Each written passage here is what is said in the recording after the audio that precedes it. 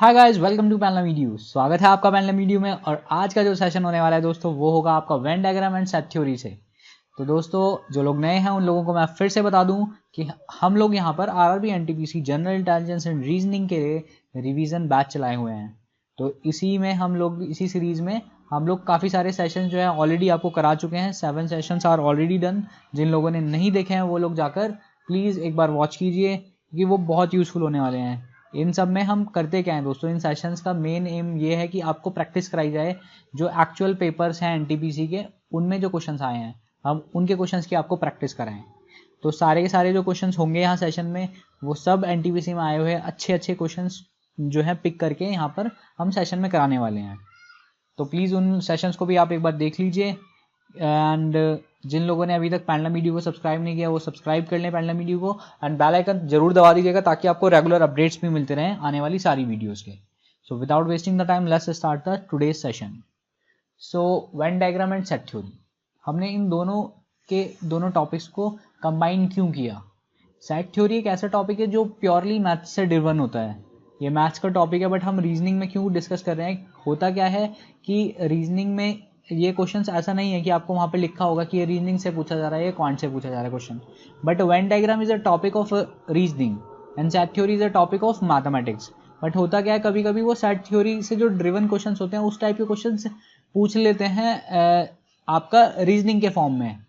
तो उन क्वेश्चंस को हम कैसे डील करें और सेट थ्योरी को हम कैसे डील करें, तो मैंने ही जो है आपको मैथ्स में नहीं कराया गया ये सेशन, इसीलिए हम इसको रीजनिंग में सेशन को लेकर आए आपके लिए। तो डिफरेंट टाइप के क्वेश्चंस में हमने इनको डिवाइड किया है। तो पहला टाइप जो है दोस्तों वो आपकी स्क्रीन पे है, उसको देखिए कि किस तरह से क्वेश्चंस आपको पूछे जाते हैं। एक टाइप होता है आपका जिसमें आपको इमेजेस दे देते हैं। तो अगर हम इमेज की बात करें, आपका क्वेश्चन दिया गया है study the diagram given below and answer the questions based on it, तो ये सबसे इजीएस्ट टाइप है दोस्तों। अगर इस टाइप का क्वेश्चन मिलता है आपको तो आप इजीली उस क्वेश्चन को क्रैक कर लोगे क्योंकि उसमें कुछ भी नहीं करना होता आपको सॉल्व। आपको कोई अपना माइंड नहीं लगाना है, जो डाटा आपको दिया गया है उसको ठीक से पढ़ना है और सिर्फ आपको उस डाटा को देख के अपना आंसर बताना है। तो देखिए इसमें क्या कहा गया है। ट्राइंगल्स जो हैं वो रिप्रेजेंट कर रहे हैं ऐसे स्टूडेंट्स को जो आर्ट का कोर्स जिन्होंने चूज किया है। तो यहाँ पर आप लिख लीजिए सीधा सीधा आर्ट, ये ट्राइंगल के कॉरस्पॉन्डिंग आर्ट लिख लिया हमने। सर्कल जो रिप्रेजेंट कर रहा है वो साइंस कोर्स के स्टूडेंट्स को करा, तो साइंस कोर्स हो गया यहाँ पर। देन आपका जो स्क्वायर है ये अभी रेक्टेंगल की तरह दिख रहा है बट ये स्क्वायर के लिए बोला जा रहा है कि ये डांस कोर्स को रिप्रेजेंट कर रहा है, तो ये डांस हो गया। अब बात करें हम, इसमें कहा गया how many students have chosen the science course. तो how many students have chosen the science course, तो साइंस कोर्स जिन जिन लोगों ने करा है सिर्फ आपको देखना है साइंस, यहाँ पर सर्कल को डिनोट करें तो सर्कल में जितने भी आपको स्टूडेंट्स के डाटा दिए गए हैं आप उनको एक साथ लिखिए। 62, 44, 12 एंड 23, तो आप इनको ऐड कर लीजिए दोस्तों एंड आपका आंसर यहाँ से आ जाएगा। सीधा सीधा हम जो है यूनिट प्लेस को पहले ऐड कर लेते हैं। 2 4 6, 6 4 2 8 और 8 3 11, तो ये 11 हो गया। देन 6 4 10, 10 + 1 11 एंड 11 + 2 13, तो ये 130 हो गया। तो ये हो गया आपका 141 जो कि आपका ऑप्शन नंबर ए है। So option A will be the right answer for this question. तो इस तरह से क्वेश्चन को करना है आपको, ज़्यादा इसमें कुछ नहीं करना आपको। जैसे जैसे इंस्ट्रक्शंस दी गई हैं इंस्ट्रक्शन वाइज चलेंगे और क्वेश्चन में जो पूछा है उसको हम एक बार लिख के उसको सॉल्व कर लेंगे। तो बहुत कम टाइम में ये सॉल्व हो जाते हैं और ये इजी नंबर्स होते हैं। हमेशा ये जब भी आएंगे आपको क्वेश्चंस तो वो 3 क्वेश्चंस के सेट में आएंगे, कभी भी आपको सिंगल क्वेश्चन नहीं मिलेगा। तो 3 के सेट में अगर ये क्वेश्चन आपको फंस जाते हैं आपकी सेट में जो है, अगर इस टाइप का क्वेश्चन आ रहा है तो आप ये समझिए कि दोस्तों आपको ये फ्री के नंबर मिल रहे हैं और इनको जितना जल्दी हो सके आप सॉल्व करके अपने नंबर्स को फिक्स कर सकते हैं। तो चलिए दोस्तों इसी पे बेस्ड जो है दूसरा क्वेश्चन भी देख लेते हैं। इसमें कहा गया हमें how many students have chosen dance course and science course but not the arts course. तो डांस और साइंस कोर्स तो चूज किया है बट आर्ट्स कोर्स नहीं चूज किया है। ट्राइंगल हमारा आर्ट था, सर्कल हमारा साइंस था एंड स्क्वायर हमारा डांस था। तो हमें कहा गया कि डांस और साइंस कर रहा है, तो डांस और साइंस अगर कर रहे हैं तो डांस और साइंस का जो कॉमन एरिया होगा हम सबसे पहले उसको देखेंगे। तो डांस और साइंस का कॉमन एरिया जो है दोस्तों वो है आपका ये एरिया।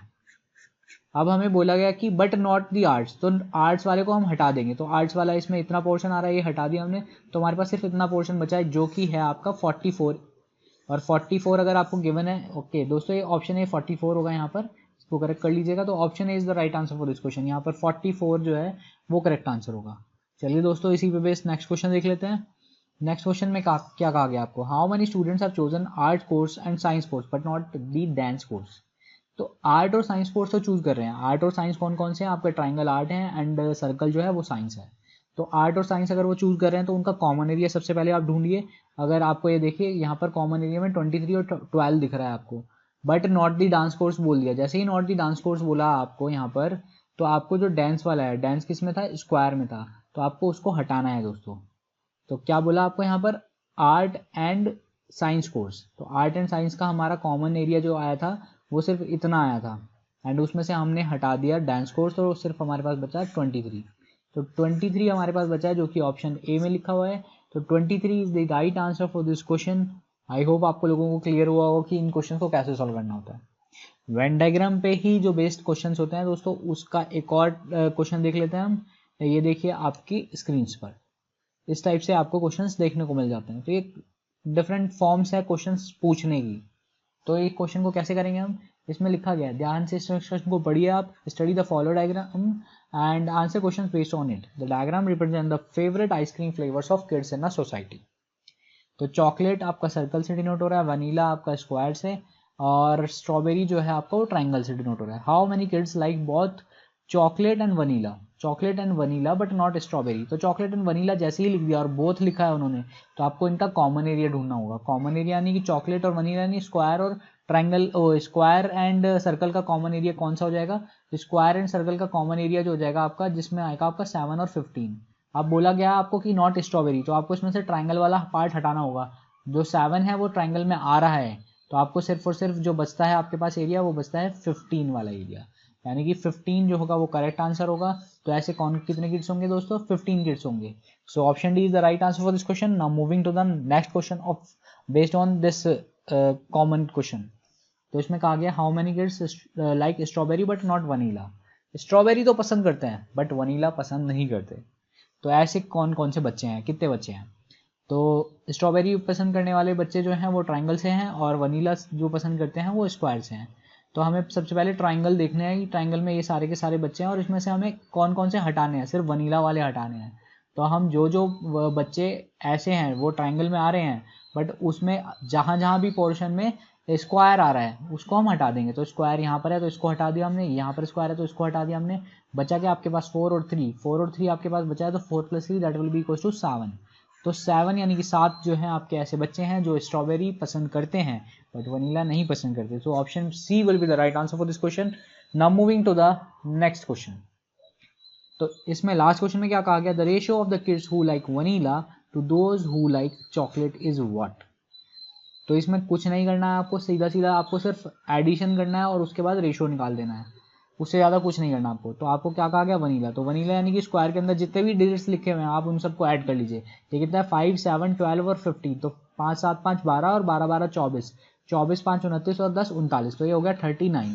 39 ऐसे हो गए स्टूडेंट जो कि आपके वनीला पसंद करते हैं, और बचा स्ट्रॉबेरी वाले। अब strawberry sorry who like chocolate, तो स्ट्रॉबेरी नहीं चॉकलेट वालों को और देख लेते हैं। यानी कि सर्कल में जितने हैं वो सबको ऐड कर लीजिए आप 30, और 7 + 3 10, 10 + 30 40, 40 + 15 कितना हो गया दोस्तों आपका, ये हो गया आपका 40 + 15 ये 55।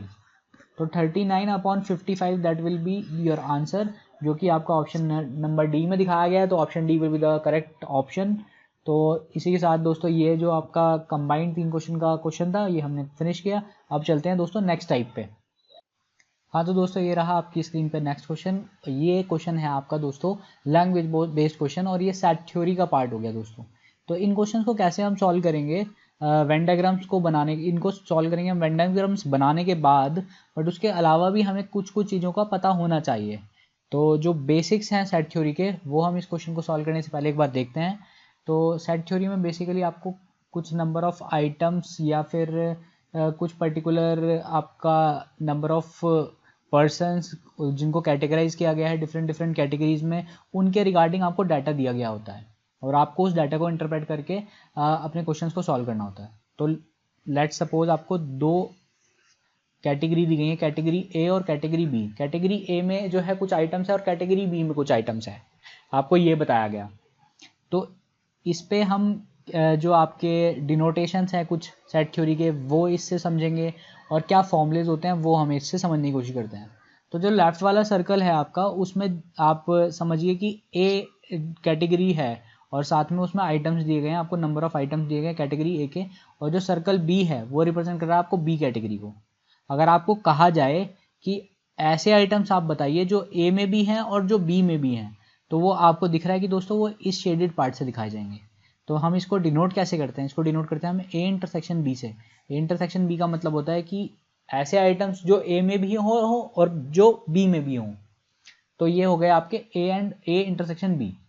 अब बात करें हम एक और टाइप से हम आइटम्स को दिखाते हैं, वो कहा जाता है A union B. A union B का मतलब होता है ऐसे आइटम्स जो आपका ए में हो बी में हो, बट वो रिपीटेडली ना लिए हो गए हों, मतलब ए और बी दोनों में मिलाकर हों इंडिविजुअली। तो हम अगर इसको दिखाना चाहें ए यूनियन बी को इस वेन डायग्राम में, तो उसको कैसे दिखाएंगे हम? तो अगर मैं ये फ्लैट लाइंस दिखाऊं, फ्लैट लाइन से शो करना शुरू करूँ, तो ये पूरा फ्लैट लाइंस जो है, इवन जो हमारा शेडेड पार्ट है वो भी आ जाएगा। ये टोटल फ्लैट लाइन जो है आपका रीजन जो दिखा रही है उसको बोलते हैं हम ए यूनियन बी। तो ए यूनियन बी का मतलब हो गया आपका सारे के सारे आइटम जो ए में भी हैं और बी में भी हैं, बट उनको आप बार बार रिपीट करके नहीं कंसीडर कर रहे हैं। तो ए यूनियन बी को हम फॉर्मूले वाइज अगर इसको रिप्रेजेंट करना चाहें तो हम इसको कैसे लिख सकते हैं? ए यूनियन बी को आप लिख सकते हैं A plus B minus A intersection B. ये हमने क्यों लिखा, इसको भी हम समझते हैं थोड़ा सा। ए यूनियन बी में हमने क्या कहा था कि ऐसे आइटम्स जो ए में भी हो बी में भी हो रिपीट करके हम ना लिख रहे हो। तो हमने कहा कि ए प्लस बी, अगर जब आप ए यानी कि लेफ्ट सर्कल को कंसीडर करते हैं और बी यानी कि राइट सर्कल को कंसीडर करते हैं, तो इसका मतलब ये होता है कि आप ए और बी को तो कंसीडर कर ही रहे हैं, बट उसमें साथ में आपका ओवरलैपिंग एरिया जो इंटरसेक्शन बी है वो 2 बार आ जाता है। अगर वो 2 बार आ जा रहा है, इसका मतलब है कि आपने ज़्यादा काउंटिंग कर ली है। ए यूनियन बी है सिर्फ और सिर्फ एक बार आप ए और बी के जितने भी आइटम्स हैं उन सबको एक साथ लिख लें, तो आपको ए इंटरसेक्शन बी को माइनस करना पड़ेगा उसमें से। तो आपको आई होप समझ में आई होगी बात। अगर मैं इसे और सिंपल वे में लिखना चाहूँ, तो अगर ए एक सेट है जिसके अंदर 1, 2 और 3 तीन आइटम्स हैं, और बी एक सेट है जिसके अंदर 3, 4 और 5 तीन आइटम्स हैं, और आपको कहा जाए कि ए यूनियन बी मुझे बताएं कि क्या होगा, तो ए यूनियन बी में आपको ए और बी के सारे आइटम्स कंसीडर करने पड़ेंगे, बट उसमें ऐसे कंसीडर करने आपको कोई भी आइटम रिपीट ना हो, यानी कि 1, 2, 3, 4, 5 ये आपके 5 आइटम्स हो जाएंगे। तो यहाँ पर 1, 2, 3 जो था वो आपका यहाँ पर इस तरह से डिनोट हो रहा था, ये 1 है, ये 2 है, और इसके अंदर हमने 3 लिखा हुआ। और बी में अगर आप बात करें तो 3 था और 4 था और 5 था, तो आपका 3 जो था वो ए इंटरसेक्शन बी था, तो आपको ए इंटरसेक्शन बी इसमें से माइनस करना पड़ा, यानी कि आपने टोटल 5 आइटम की जगह आप 6 आइटम लिखते तो आपको एक 3 को हटाना पड़ता। जस्ट हम यही कर रहे हैं दोस्तों। आई होप आप लोगों को क्लियर हो गया होगा ये किस तरह से करते हैं। इसी के रिगार्डिंग हम अब बात करें, अगर ये चीज़ जो है आपको 3 आइटम्स में दी जाए, यानी कि 3 कैटेगरी में दी जाए, ए बी और सी में, ए बी और सी में, तब आप किस तरह से इसको अप्लाई करेंगे? तो अब आपका जो ये मिडल कॉमन पोर्शन ए और बी का जो कॉमन पोर्शन है उसको आप कहेंगे ए इंटरसेक्शन बी, जो ए और सी का कॉमन पोर्शन है उसको आप कहेंगे ए इंटरसेक्शन सी, और जो बी और सी का कॉमन पोर्शन है उसको आप कहेंगे बी इंटरसेक्शन सी। बट जो तीनों का कॉमन है, ए बी और सी तीनों का कॉमन है, उसको आप लिखेंगे A intersection B intersection C से। इस तरह से आप डिनोट करेंगे। और आप सिंपली जैसे आपने ए यूनियन बी निकाला था, आप A union B union C भी निकाल सकते हैं। उसके लिए आपको फॉर्मूला याद कर लेना चाहिए। A union B union C का फॉर्मूला होगा आपका A plus B plus C minus A intersection B minus B intersection C minus C intersection A plus A intersection B intersection C. तो ये फॉर्मूला आप याद कर लीजिए दोस्तों। ये फॉर्मूले का डायरेक्ट अगर आपको वैल्यू दी गई हो तो अब आप यूज़ कर सकते हैं, नहीं तो हम जितने भी क्वेश्चंस करेंगे उनमें फॉर्मूले की हमें ज़रूरत नहीं पड़ेगी, हम डायरेक्ट वेन डायग्राम्स के थ्रू ही इन क्वेश्चन को सॉल्व कर लेंगे। बट आपको ये याद होने चाहिए क्योंकि ये ज़रूरी है। कभी कभी आपका क्वेश्चन जो है इस तरह से डायरेक्ट फॉर्मूला पुट ऑन करके आप इजीली सॉल्व कर पाएंगे। तो अब चलते हैं दोस्तों, ये जो क्वेश्चन दिया है हमें उस क्वेश्चन को हम कैसे सॉल्व कर सकते हैं। तो चलिए दोस्तों देखिए, आपको कहा गया कि there are 3 sections namely A B and C in a task. Out of 3 sections 33 students passed in section A, 34 in section B, 32 in section C, 10 in section A and B, 9 in section B and C, 8 passed in section A and C, and number of students who passed each section alone was equal and was 21 for each section। तो इस तरह से आपको बताया गया। अब आपको कहा गया कि how many passed only one of the 3 sections। तो ये जो आपकी इंफॉर्मेशन दी वर्ड्स में, हम उसको करेंगे वेन डायग्राम में कन्वर्ट। और एक एक जो आपका पार्ट होगा उसकी वैल्यू हम फाइंड आउट करने की कोशिश करेंगे। तो आपके 3 सेक्शन है, सेक्शन ए, अब section B and section C. ये हो गया आपका ए, ये हो गया आपका बी और ये हो गया आपका सी। आपको कहा गया कि ए में जो है 33 स्टूडेंट्स पढ़ रहे हैं पास हुए, बी से जो है 34 पास हुए और सी से जो है आपके 32 पास हुए हैं। अब आपको कहा गया कि लास्ट में अगर इस लाइन को पढ़ेंगे, number of student who passed each section alone, alone बोल दिया गया यहाँ पर, अलोन बोला गया है यानी कि उसमें कोई भी जो है कॉमन एरिया वाले पार्ट्स नहीं आएंगे। Was equal and was 21 for each section. तो ए सेक्शन में जो ए को अलोन, ए में ही सिर्फ अलोन, सिर्फ ए सेक्शन में पास हुए होंगे ऐसे बच्चे होंगे आपके 21। सिर्फ बी में जो पास हुए वो 21 हो गए और सी में जो सिर्फ सी में हुए, सिर्फ सी में वो 21। अब कहा गया आपको कि 10 students pass in section A and section B. तो 10 अगर आपके सेक्शन ए और सेक्शन बी दोनों में पास हुए हैं तो दैट्स मीन कि इसके लिए हम पहले आपका कलर चेंज कर लेते हैं इसका। हाँ, तो ये देखिए दोस्तों पॉइंटर में, ये जो आपका एरिया है सेक्शन ए और सेक्शन बी, सिर्फ सेक्शन ए और सेक्शन बी में, इसमें जो है आपके 10 हुए हैं। देन बात करें आपका सेक्शन ए और बी की बात हो गई। सेक्शन बी और सी की अगर हम बात करें, तो सेक्शन बी और सी की अगर हम बात करेंगे तो सेक्शन बी और सी में आपके ये, सेक्शन बी और सी में आपके ये हो जाएंगे। ये आपके सेक्शन बी और सी में दिए गए कितने गए हैं दोस्तों, ये दिए गए हैं आपके 9। अब बात करें सेक्शन सी और सेक्शन ए की, तो उसमें 8 दिए गए हैं आपको। तो सेक्शन सी और सेक्शन ए में आपको दिए गए हैं 8, तो ये आपके टोटल 8 दिए गए हैं। और मिडल में जो बात कर रहे हैं तो मिडल में एक कॉमन एरिया आ रहा है जो कि इन सब के अंदर भी है, मतलब वो 10 में भी है कंसीडर, 9 में भी कंसीडर है और 8 में भी कंसीडर है। तो इसका भी थोड़ा सा हमें ध्यान रखना होगा। अब हम बात करें दोस्तों, यहाँ पर हम इंडिविजुअली निकालने की कोशिश करते हैं कि क्या क्या आपके सेक्शंस में और हर रीजन का क्या वैल्यू होगी। तो अब यहाँ पर देखिए दोस्तों, यहाँ 10 दिया गया है और यहाँ पर 8 दिया गया है। अगर मेरे को टोटल पता है कि ए के अंदर 33 स्टूडेंट्स ही हैं, 33 में से अगर मैं 21 माइनस कर दूँ तो ये जो आपके अलोन वाले हैं वो हट जाएंगे और जो कॉमन मतलब कि section A B, section B C और सेक्शन ए सी, इस टाइप के जो कॉमन स्टूडेंट्स हैं कॉमन एरिया में, वो हमारे पास सारे दिख जाएंगे हमें। तो 33 माइनस 21 कितना हो जाएगा, ये हो जाएगा आपका दोस्तों 3 में से 1 गया 2 बचा और 3 में से 2 गया 1 बचा। 12 स्टूडेंट्स ऐसे हैं जो कि आपके सिर्फ ए में पास नहीं हुए हैं, वो ए और किसी और कैटेगरी में भी पास हुए हैं, मतलब ए और किसी दूसरे सेक्शन में भी पास हुए हैं। और यहाँ से अगर हम देखें तो यहाँ पर हमें 10 दिया है और यहाँ पर 8 दिया है। तो ए और बी के 10 हैं और बी, ए और सी के 8 हैं। तो 10 + 8 टोटल 18 ऐसे स्टूडेंट्स हैं जो आपके यहाँ पर इस एरिया में दिखाए जा रहे हैं। बट आपको ऑलरेडी दिख रहा होगा कि ये एरिया जो है आपका वो 2 बार आपका काउंट हुआ है। तो ये 10 है और ये 8 है, यानी कि 18 टोटल है। 18 में आपने 2 बार ही काउंट किया है A intersection B intersection C को। इसको हम A intersection B intersection C तो लिख रहे थे दोस्तों, तो इसको आपने 2 बार काउंट कर लिया, तो आपको 1 बार माइनस करना पड़ेगा। तो आप कैसे माइनस करेंगे, आपको टोटल दिया गया कि 12 हैं ऐसे स्टूडेंट जो इनके पूरे कॉमन, यानी कि ए इंटरसेक्शन बी और बी इंटरसेक्शन सी, इनमें हम अगर एक टोटल आइटम्स जो आए हुए हैं उनको एक बार ही कंसीडर करें तो ये 12 आएंगे। तो आप अगर 18 माइनस 12 कर देंगे तो आपको वैल्यू मिल जाएगी A intersection B intersection C की, जो कि है आपकी 6। तो यहाँ पे पता लग गया जो सब में पास हो रहे हैं, यानी सेक्शन ए, सेक्शन बी और सेक्शन सी तीनों में पास हो रहे हैं, वो ऐसे 6 स्टूडेंट्स हैं। यहाँ पर हमें 6 जैसे ही मिला तो हम यहाँ पर बता सकते हैं कि सिर्फ और सिर्फ इतने पार्ट का, यानी कि अब आप सिर्फ इस पार्ट की बात करें तो इसके अंदर कितने टोटल स्टूडेंट्स आ जाएंगे, ये हो जाएंगे आपके 8 में से 6 गए, ये 2 आ गए। देन 10 में से 6 गए, यहाँ पर 4 आ गया। एंड बात करें अगर हम 9 में से 6 गए तो यहाँ पर 3 आ गया। अब यहाँ पे 4 है, यहाँ पे 2 है, यहाँ पे 3 है, आपको इसका पता है 21 है, यहाँ पे 21 है, यहाँ पे 21 है और ये 6 है। तो टोटल आपको सब कुछ पता लग गया। अब आपको सिर्फ आंसर्स पे टिक करना है। How many pass list only one of the 3 sections. Only one of the 3 sections मतलब कि आपको बोला गया है कि A intersection B intersection C की वैल्यू बताएं। तो मतलब कि आपको बोला गया कि only one of the 3 sections. How many, oh sorry, आप क्वेश्चन को ध्यान से समझिए। How many passed only one of the 3 sections बोला है, ना कि ऑल द 3 सेक्शंस बोला है। तो only one of the 3 sections में जैसे ही बात आती है तो आपको बताना है कि सिर्फ एक सेक्शन, यानी कि सेक्शन ए, सिर्फ ओनली सेक्शन ए किसने पास किया है, सेक्शन बी ओनली कितने बच्चों ने पास किया है, और सेक्शन सी ओनली कितने ने पास किया है। तो सेक्शन ए ओनली 21 ने पास किया है, सेक्शन बी ओनली 21 ने और सेक्शन सी ओनली भी 21 है। तो 21 × 3 यानी कि 63 ऐसे स्टूडेंट्स हैं जो सिर्फ और सिर्फ एक ही सेक्शन में, ओनली वन सेक्शन में पास हुए हैं, यानी कि option C is the right answer for this question. Now moving to the next question. इसमें कहा गया how many pass all the 3 sections. तो ऑल द 3 सेक्शन, अब आपसे पूछा गया है A intersection B intersection C की वैल्यू। तो ऑल द 3 सेक्शंस में हमने यहाँ पर निकाला था दोस्तों कि 6 ऐसे स्टूडेंट्स हैं जो सारे के सारे सब्जेक्ट्स में पास हो रहे हैं, यानी कि आपका यहाँ पर आंसर आ जाएगा option number B. So option B will be the right answer. Now moving to the next question.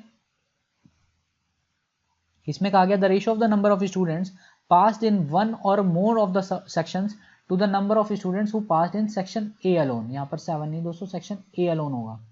तो सिर्फ सेक्शन ए में हमें पता था 21 बच्चे पास हो रहे थे सेक्शन ए अलोन में, एंड ऊपर आपको देखना है कि क्या है। यहाँ पर 21 जो है काफ़ी सारे तीनों के तीनों ऑप्शंस में ACD में फ्रैक्शन में, तो हम बोल नहीं सकते कि कौन सा सही होगा, हमें निकालना पड़ेगा the number of student passed in one और more of the sections of the students. तो इसके लिए हम चलते हैं वापस हमारे जो हमने फाइनल सॉल्यूशन निकाला था उसका। तो वन और मोर ऑफ द सब्जेक्ट्स, या तो वो एक में पास हुए हों या एक से ज़्यादा में पास हुए हों, मतलब कि आपको टोटल के टोटल स्टूडेंट्स हैं वो निकालने हैं। यहाँ पर टोटल स्टूडेंट्स कैसे निकलेंगे, यहाँ से हम देखें 21 तो 63 आ गया, प्लस ये कितना है 4 + 2 + 3, ये हो गया आपका 6 + 3 9, +9 कर देंगे, और ये आपका अगेन 6 है, तो ये हो गया आपका 63 + 15, ये हो गया आपका दोस्तों 78। तो टोटल ऐसे टोटल जो स्टूडेंट्स हैं या तो वो एक में पास हुए हैं या एक से ज़्यादा में पास हुए हैं, तो हमने सारे के सारे यहाँ पे लिखे हुए हैं स्टूडेंट्स इंडिविजुअली, तो हमें पता लग गया कि टोटल स्टूडेंट्स कितने पास हुए थे, 78 स्टूडेंट्स पास हुए थे। तो हम बोल सकते हैं कि यहाँ पे न्यूमरेटर की वैल्यू 78 हो जाएगी, क्योंकि यही है the ratio of number of students pass in one और more of the section to the number of students who pass in section A alone. तो 78/21 यानी option A is the right answer for this question. Now moving to the next set. Next set आपकी screen पे है दोस्तों, इसको attempt कीजिए अपने आप एंड देन डिस्कस करते हैं दोस्तों इसके सॉल्यूशन को। तो एक बार खुद से भी अटैम्प्ट करके देखिए दोस्तों इस क्वेश्चन को, and try to find out कि आप कितनी देर में इस क्वेश्चन को सॉल्व कर पा रहे हैं। तो देखते हैं इसको स्पीड से कैसे सॉल्व कर सकते हैं हम। Out of A group of 60 students 25 play cricket, 30 play football, 24 play volleyball, 10 play cricket and football, 9 play cricket and volleyball, 12 play volleyball and football and 5 play all the 3। तो जो जो इन्फॉर्मेशन है उसको हम वेन डायग्राम के form में दिखाएंगे, and Venn diagram में हर एक रीजन की हम वैल्यू निकालेंगे, एंड देन हम उस क्वेश्चन के सारे आंसर्स को जो है सॉल्व करेंगे। यहाँ पर आपका क्रिकेट हो गया, फुटबॉल हो गया और वॉलीबॉल हो गया, तो हम इसको क्रिकेट को इस तरह से दिखा रहे हैं, ये आपका फुटबॉल हो गया है और ये हो गया आपका वॉलीबॉल। अब आपको बोला गया कि क्रिकेट खेलने वाले 30 प्लेयर्स हैं, फुटबॉल खेलने वाले क्रिकेट खेलने वाले 25 प्लेयर्स हैं, फुटबॉल खेलने वाले 30 प्लेयर्स हैं, वॉलीबॉल खेलने वाले 24 प्लेयर्स हैं। साथ में आपको बोलेगा कि 10 ऐसे प्लेयर्स हैं जो क्रिकेट और फुटबॉल दोनों खेलते हैं, क्रिकेट और फुटबॉल दोनों खेलते हैं, मतलब कि ये रीजन जो है आपका 10 है। देन आपको बोला गया कि ऐसे प्लेयर्स जो क्रिकेट एंड वॉलीबॉल खेलते हैं वो ऐसे 9 प्लेयर्स हैं, तो यानी कि आपको ये रीजन जो होगा वो 9 दिया गया है।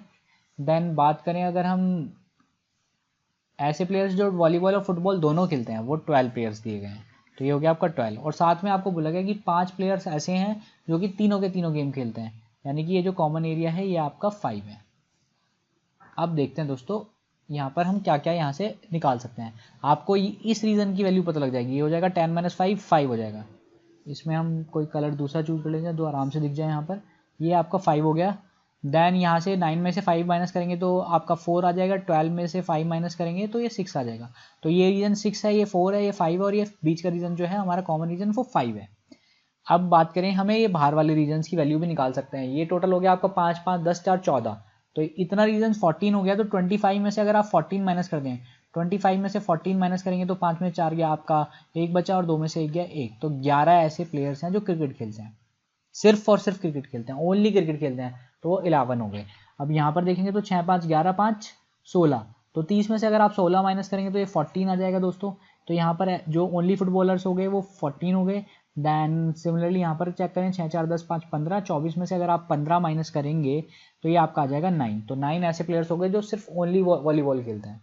अब आपको पूछा गया कि how many students play exactly 2 games, तो एग्जैक्टली 2 गेम्स खेलने वाले कौन कौन से प्लेयर्स हैं। तो एग्जैक्टली 2 गेम्स खेलने वाले जो प्लेयर्स हैं आपके वो हो जाएंगे दोस्तों, यहाँ पर एग्जैक्टली 2 गेम्स 5 लोग यहाँ पर खेल रहे हैं, 4 ये लोग हैं और 6 ये लोग हैं। तो एग्जैक्टली 2 गेम्स खेलने वाले यानी कि क्रिकेट और फुटबॉल खेलते हों, फुटबॉल एंड वॉलीबॉल खेलते हैं एंड क्रिकेट एंड वॉलीबॉल खेलते हैं, तो आपके हो गए 5 + 4 + 6 यानी कि हो गया आपका 6 + 4 10, 10 + 5 15। तो 15 ऐसे स्टूडेंट्स हैं जो एग्जैक्टली 2 गेम्स खेलते हैं। यहाँ पर देखिए, ध्यान से देखिए दोस्तों, 15 नहीं है, यहाँ पर 7 होगा। आपने यहाँ पर 12 दिया गया है और 12 में से 5 माइनस करोगे तो ये 7 आ जाएगा। तो 12 माइनस 5 7 होगा, यानी कि उसके हिसाब से हमारे को ये भी चेंज करना पड़ेगा। ये है आपके 7 5 12 5 12 5 17, तो 30 में 17 जाएगा तो 13 बचेगा, ये 13 बचेगा। और ये हो जाएगा आपका 7 4 11 5 16, यानी कि 24 में से 16 जाएगा तो ये 8 बच जाएगा। तो ये 8 है, ये 4 है, 7 है, ये 11 और 13। तो अब आप यहाँ पर सही से कैलकुलेट कर लीजिए। 5 + 4 9 और 9 + 7 16। तो 16 ऐसे स्टूडेंट्स हैं जो एग्जैक्टली 2 गेम्स खेलते हैं। तो थोड़ा सा जो डाटा है उसको सॉल्व करने में के टाइम पे थोड़ा सा ध्यान रखिएगा। तो अगर आप पूरा का पूरा जो रीज़न है वो एक एक वैल्यू निकाल लेते हैं तो ईजिली आप पूरे के पूरे क्वेश्चन को सॉल्व कर सकते हैं।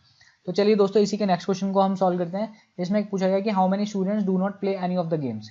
तो do not play any of the games ये हो जाएंगे आपके दोस्तों, देखिए आपको टोटल कितने, आपको सिर्फ टोटल जो रीज़न है वो पूरे पूरे काउंट करने हैं। ये हो गया आपका 11 + 13 हो गया आपका 24, 24 + 8 हो गया आपका ये हो गया 32। और यहाँ पर देखिए 7 5 12 और 12 5 16, 16 और ऐड कर लीजिए और साथ में 5 और ऐड कर लीजिए। तो ये हो जाएगा आपका 16 5 21 + 32, यहाँ से आपका आ गया सीधा सीधा 53। तो 53 टोटल स्टूडेंट्स है जो कोई ना कोई गेम खेलते हैं। आपको बताया गया था कि टोटल ग्रुप जो है वो 60 स्टूडेंट्स का है, तो 60 - 53 that will be goes to 7 students. तो 7 स्टूडेंट्स ऐसे हो गए हैं जो do not play any of the games. I hope आपको क्लियर हो गया होगा दोस्तों किस टाइप से क्वेश्चन सॉल्व करना होता है। चलिए अब लास्ट क्वेश्चन देख लेते हैं इसी सेट का। How many students play cricket only. आपको पूछा गया कि क्रिकेट ओनली खेलने वाले जो स्टूडेंट्स हैं वो कितने हैं। तो आप देखिए यहाँ पर हमने स्टार्टिंग में ही निकाला था, क्रिकेट ओनली जो है, जो सिर्फ क्रिकेट खेलते हैं वो 11 स्टूडेंट्स हैं, जो कि आपका ऑप्शन नंबर ए है। So option A will be the right answer for this question. Now moving to the next set. Next set आपकी स्क्रीन पे, इसको देखिए, सॉल्व कीजिए। ये दोस्तों सिर्फ और सिर्फ 2 स्टूडेंट्स वाला सेट है। 2 स्टूडेंट्स वाला सेट जो होगा आपका, उनको किस तरह से सॉल्व करेंगे हम। आपको कहा गया in a class of 40 students 28 speak Tamil, 30 speaks Telugu, all the students can speak at least one of the 2 language. जब भी आपको ये लिख दिया गया कि all the students can speak at least one of the 2 language, कोई ना कोई लैंग्वेज आपका वो जो है स्पीक कर रहे हैं, यानी कि ये तमिल है, ये तेलुगु है, ये आपका तमिल लैंग्वेज वाले स्टूडेंट्स हो गए, ये आपके तेलुगु वाले हो गए। तो आप यहाँ पर बोल सकते हैं कि तमिल ये हो गया, तेलुगु ये हो गया, यानी कि आप इसको ए मान लें और ये इसको बी मान लें। तो अगर कोई और ऐसा स्टूडेंट है ही नहीं जो कि कोई दूसरी लैंग्वेज नहीं बोलता, मतलब कि 40 स्टूडेंट में से या तो वो तमिल बोलेंगे या फिर वो तेलुगु बोलेंगे, तो आप सीधा सीधा बोल सकते हैं कि आपको यहाँ पर 40 स्टूडेंट जो है वो ए यूनियन बी की वैल्यू दी गई है। इतनी बात अगर आपको समझ में आती है दोस्तों तो बहुत बढ़िया बात है। ए यूनियन बी आपको 40 दे दिया गया है, आपको ए की वैल्यू 28 दे दी गई है एंड बी की वैल्यू 30 दे दी गई है। आप यहाँ से सिर्फ और सिर्फ एक चीज़ की वैल्यू पता लगानी है, जो ये कॉमन एरिया है, जिसको बोलेंगे हम ए इंटरसेक्शन बी। तो ये आपको फॉर्मूला जो बताया था, हम यहाँ पर हम फॉर्मूला लगाएंगे डायरेक्टली, क्योंकि पूरा आपको सॉल्व करने की जरूरत नहीं है। आप डायरेक्ट वेन डायग्राम से भी उतना ही इन्फॉर्मेशन निकाल पाएंगे जितना आप फॉर्मूले से निकाल पाएंगे। तो ये 40 = टू आपका a + b, यानी कि 28 + 30 हो जाएगा, माइनस ए इंटरसेक्शन बी हो जाएगा। तो ए इंटरसेक्शन बी की वैल्यू कितनी आ गई, ये आ गई आपकी 30 + 20 50, 50 + 8 58 minus 40 that will be equals to 18। तो 18 ऐसे स्टूडेंट्स हैं जो तमिल और तेलुगु दोनों लैंग्वेजेस बोलते हैं। तो find the number of persons who can speak only Telugu. तो ओनली तेलुगु बोलने वाले कितने हो जाएंगे, ये आपके 28 थे तमिल वाले और तेलुगु वाले थे 30। तो ओनली तेलुगु वाले कितने हो जाएंगे, 30 में से अगर आप 18 माइनस कर देंगे, क्योंकि ये 18 है कॉमन एरिया, 30 में से अगर आप 18 माइनस कर देंगे तो ये हो जाएंगे आपके सीधा सीधा 12 यहाँ पर आ गया, और 28 में से 18 माइनस करेंगे तो ये 10 आ जाएगा। तो आप बोल सकते हैं कि ओनली तेलुगु वाले तो आपके 12 स्टूडेंट्स हैं। Now moving to the next question. इसमें पूछा गया हमें find the number of students who can speak only Tamil. तो ओनली तमिल हम ऑलरेडी निकाल चुके हैं, ये हो जाएंगे आपके 10। तो 10 आपका कौन सा ऑप्शन है, ऑप्शन नंबर बी, यानी कि B will be the right answer. Now moving to the last question of this set. इसमें कहा गया find the minimum number of students who can speak both Tamil and Telugu. क्योंकि 40 के 40 स्टूडेंट जो है कोई ना कोई लैंग्वेज बोलते हैं, तो मिनिमम स्टूडेंट जो तमिल और तेलुगु दोनों बोलेंगे वो हो जाएंगे आपके 18। यहाँ पर आपको बेसिकली ए इंटरसेक्शन बी की वैल्यू पूछी गई थी। आई होप आपको एक क्लियर हुआ होगा दोस्तों सेट। तो अब चलते हैं हम अगले सेट की तरफ। अगले सेट में देखते हैं हमें क्या बताया गया। तो अगला सेट जो है दोस्तों, ये आपका एकदम डिफरेंट टाइप का सेट है जिस सेट की मैं बात कर रहा था। यहाँ पर क्या है दोस्तों, आप जो है सेट थ्योरी में भी नहीं ले सकते इसको, वेन डायग्राम में भी नहीं ले सकते। इसमें बेसिक आपको इंस्ट्रक्शंस दी गई हैं, आपको उन इंस्ट्रक्शंस के बेसिस पे जो बेसिक रीजनिंग है, बेसिक एप्टीट्यूड होता है, उसके थ्रू जो है इस क्वेश्चन को सॉल्व करना है। आपको बोला गया कि टोटल 200 किड्स हैं, तो हमें बोल दिया गया कि ये 200 किड्स हैं, जिसमें से आपको बोला कि सिर्फ 20 जो है वो गैलेक्सी देखना चाहते हैं। तो हमने बोला कि एक गैलेक्सी जो है आइटम होगा इसमें, जो सिर्फ और सिर्फ गैलेक्सी देखने वाले हैं वो 20 हैं। इसमें बोला गया कि ओनली स्टार्स वाले जो हैं, ये यहाँ पे लिख लेते हैं हम, ओनली गैलेक्सी वाले, ओनली स्टार्स वाले जो हैं वो ओनली स्टार्स वाले हो जाएंगे आपके 25 बोला गया है। देन बोला गया आपको 30 wanted to see only planet, तो ये यहाँ पे आ गया आपका ओनली प्लैनेट। तो ओनली प्लैनेट वाले जो वो किड्स हैं वो हैं ऐसे आपके 30। देन बोला गया कि 50 wanted to see stars planet and moon, तो स्टार प्लैनेट एंड मून, यहाँ इस टाइप के क्वेश्चन में ध्यान रखिएगा कि ओनली वर्ड जरूर लिखा होना चाहिए। ओनली वर्ड लिखा है तभी आप उनको अलग से लिख सकते हैं। तो 50 wanted to see star planet and moon जब लिख दिया गया यहाँ पे, तो आप बोल सकते हैं कि स्टार प्लैनेट एंड मून कहाँ से आ जाएंगे, आपके स्टार प्लैनेट एंड मून। ऐसे जो है 50 स्टूडेंट्स हैं, 50 किड्स हैं। Then moon and galaxy both वाले जो हैं, मून एंड गैलेक्सी बोथ वाले हैं आपके 25, एंड सिर्फ और सिर्फ मून वाले, ओनली मून बोल दिया, ओनली मून वाले आपके अगेन 25 हैं। और रिमेनिंग जो है वो कुछ भी नहीं देखना चाहते। तो आपको यहाँ पर कोई भी ऐसा ओवरलैपिंग रीजन नहीं दिया जाता। अगर आप इनको ध्यान से पढ़ेंगे तो आपको यहाँ पे कोई भी ओवरलैपिंग रीजन नहीं दिया गया। जब आपको ओवरलैपिंग रीजन दिया ही नहीं गया तो आपको वेन डायग्राम बनाने की भी जरूरत नहीं है, आप डायरेक्ट इसको सॉल्व कर सकते हैं। कैसे? यहाँ पे आपको दिया गया 20 ऐसे स्टूडेंट्स हैं जो ओनली गैलेक्सी वाले हैं, 25 ओनली स्टार वाले हैं, 30 ओनली प्लैनेट वाले हैं, स्टार प्लैनेट मून वाले 50 हैं, मून एंड गैलेक्सी वाले 25 हैं, और ओनली मून वाले 25 हैं। तो आपको सिर्फ और सिर्फ एक इन्फॉर्मेशन और निकालनी है, जो कि है रिमेनिंग, जो रिमेनिंग स्टूडेंट्स है जो कुछ नहीं देखना चाहते। तो रिमेनिंग वाले कितने हो जाएंगे आपके, रिमेनिंग बचेंगे, आप लिखिए 200, 200 में से आप सारों को प्लस कर लीजिए, 20 + 25, 20 + 25 + 30 + 50 + 25 + 25, ये कितना आ गया, 25 25 50 50 50 100 100 + 30 130 130 + 130 + 20 150 और 150 + 25 175, तो ये हो गया 200 - 175, that will be equal to 25। तो 25 ऐसे स्टूडेंट्स भी हो गए जो कि कुछ भी नहीं देखना चाहते हैं। तो अब आपको पूछा गया in all how many kids did not want to see the galaxy, जो गैलेक्सी को नहीं देखना चाहते हैं। तो ऐसे स्टूडेंट्स देखने होंगे। अब हमें जो गैलेक्सी देखना चाहते हैं, तो इनमें एक तो ऐसे स्टूडेंट्स आ गए जो ओनली गैलेक्सी देखना चाहते हैं, सिर्फ और सिर्फ गैलेक्सी। एक ऐसे स्टूडेंट्स आ जाएंगे जो मून और गैलेक्सी देखना चाहते हैं। जो मून और गैलेक्सी देखना चाहते हैं वो गैलेक्सी भी तो देखना ही चाहते हैं ना दोस्तों। तो यहाँ पर आ जाएंगे 25 ऐसे स्टूडेंट्स हैं और 20 ऐसे स्टूडेंट्स हैं। तो टोटल 45 स्टूडेंट्स ऐसे हैं जो गैलेक्सी देखने में इंटरेस्टेड हैं। आपके जो स्टूडेंट्स ऐसे हैं जो गैलेक्सी देखने में इंटरेस्टेड नहीं है, वो हो जाएंगे आपके 200 - 45, that will be equals to 155। तो 155 kids are those kids which do not like to see the galaxy. Any option C is the right answer for this question. Now moving to the next question. Next question क्या है आपको, इसमें कहा गया in all how many kids wanted to see the moon. आपको पूछा गया कि in all how many kids wanted to see the moon. तो जो मून देखना चाहते हैं वो कितने हैं, ओनली मून नहीं कहा है यहाँ पर। अब यहाँ पर क्या है, कहा है आपको कि जो मून देखना चाहते हैं। तो जहां जहां पे भी मून की बात करी गई है हम उन सबको काउंट करेंगे। यहाँ पर मून की बात करिए हम इसको काउंट कर लेंगे, यानी कि 50 स्टूडेंट्स ये हो गए। यहाँ पर बात करी गई है मून की, तो यहाँ पर भी हम काउंट कर लेंगे, 25 हो गए। यहाँ पर ओनली मून की बात करी गई तो इसको भी काउंट कर लेंगे, यानी 25 25 50 और 50 और 50 100। तो 100 ऐसे किड्स हैं जो कि ओनली मून को देखना चाहते हैं। वो मून ओनली मून को नहीं, जो मून को देखना चाहते हैं। तो ओनली मून और मून में डिफरेंस है, और क्या डिफरेंस है वो आपको यहाँ सॉल्यूशन करते हुए समझ में आ गया होगा। चलिए लास्ट क्वेश्चन देखते हैं इस सेट का। इसमें कहा गया how many kids wanted to see at least 2 objects. At least 2 objects बोल दिया तो आपको ऐसे जो है इंफॉर्मेशन निकालनी होगी जो एटलीस्ट 2 वाली हो या फिर 3 वाली हो। मतलब या तो 2 वाली हो या तो 3 वाली हो। 1 वाली को आप हटा दीजिए, यहाँ पे सिर्फ ओनली वाला है, ओनली वाले केसेस सारे हटेंगे हमारे। ओनली मून वाला यहाँ पर भी हट जाएगा, और ये यहाँ पे जो रिमेनिंग वाले 25 थे वो भी हटाने पड़ेंगे हम। तो ये आपके 3 हैं यानी कि ये 50 हो जाएंगे, और ये आपके 2 हैं यानी कि 25 हो जाएंगे। तो 50 + 25 that will be equal to 75। तो 75 ऐसे किड्स हैं जो एटलीस्ट 2 ऑब्जेक्ट्स तो देखना चाहते ही चाहते हैं।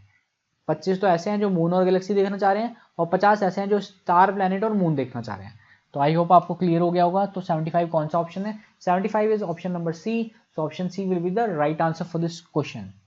तो दोस्तों इसी के साथ जो है हमने सारे के सारे जो आपके आज के सेशन के थे कुछ सेट्स वो सारे डिस्कस कर लिए हैं। आई होप आप लोगों को आज का सेशन में बड़ा मज़ा आया होगा। थोड़ा सा जो है ये आपका सेशन जो था हल्का सा ये था कि आपको इसमें थोड़ा सा दिमाग की कसरत करने वाला सेशन बोल सकता हूँ मैं, अगर इसे मैं सिंपल वर्ड्स में कहूँ, क्योंकि यहाँ पर जो है आपको जो भी इंफॉर्मेशन दी गई है उसमें ओनली का भी ध्यान रखना होगा, बोथ का भी ध्यान रखना होगा, या फिर नॉर्मल आपको जस्ट डायरेक्ट कोई चीज़ आइटम है उसके बारे में लिख दिया कि 30 स्टूडेंट्स लाइक क्रिकेट, तो वहाँ पर ओनली नहीं लिखा था, तो आपको पूरा जो क्रिकेट का वेन डायग्राम में सर्कल था उसको पूरे को कंसीडर करके बोलना था कि ये 30 है। आई होप आप लोगों को सारे जो टर्म्स हैं उनसे क्लैरिटी मिल गई होगी और किस टाइप के क्वेश्चंस पूछे जाते हैं एनटीपीसी में वो भी समझ में आ गया होगा। तो कैसा लगा आपको ये सेशन, इसे हमें कमेंट करके बताएं। अगर आपको ये सेशन अच्छा लगा है तो इसको लाइक करें वीडियो को और अपने दोस्तों के साथ ज़्यादा से ज़्यादा शेयर करें, बिकॉज आप जब अप्रिशिएट करते हैं, हमें फीडबैक अच्छा देते हैं, तो we also feel motivated and हमें लगता है कि आपके लिए जो हम कर रहे हैं वो वर्थ इट है। तो दोस्तों ऐसे ही प्रिपरेशन करते रहिए, जोश बनाए रखिए। अभी आपको गलती से भी जो है एक भी दिन मिस नहीं करना है, आपको सारे दिनों को जो है ऐसे लेके चलना है कि आपका पहली तारीख से ही, मतलब दिसंबर में जब से एग्ज़ाम स्टार्ट होने वाला है आपका पहले दिन ही एग्ज़ाम होने वाला है। ये सोच के अगर आप प्रिपरेशन को अभी करते चलेंगे तो जो है आपका सिलेक्शन जो है कोई नहीं रोक पाएगा। एंड ऑल दी बेस्ट दोस्तों, मिलते हैं फिर नेक्स्ट सेशन में, तब तक के लिए bye bye, take care and thank you.